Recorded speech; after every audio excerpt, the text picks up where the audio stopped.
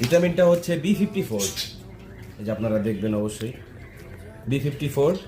এই ওষুধটা আপনাদের কবুতর যদি শুকায় যায়, ভিটামিনের কোনো ঘাটতি দেখা দেয়, ডিম যদি না জমে, ভিটামিনের জন্য B54 এটা মানুষের ওষুধ। 1 টাকা করে 1.5 টাকা করে নিতে পারে ফার্মেসিতে। এই ওষুধটা স্কোয়ারের, আপনারা কবুতরটাকে খাওয়াইতে পারেন। এই যে আমি আমার বেজি কবুতরটা শুকাই গেছে, ধরো বন্ধু একটু, তুমি ধরো কবুতর ধরো, হ্যাঁ। তো কবুতরটাকে আমরা হা করায় এই যে ওষুধটা খাওয়াই দিব।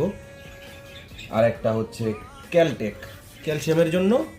এই যে আমরা মানুষের ক্যালটেক ওষুধ অথবা ক্যালসিয়াম ডি, যেটা এটা আমরা খাওয়াই দিতে পারবো ক্যালসিয়ামের জন্য। একটা ক্যালসিয়ামের ওষুধ 3 টুকরা করে 1 টুকরা আমরা কবুতরটাকে খাওয়াই দিব। কবুতরের যত ভিটামিন আর ক্যালসিয়ামের যত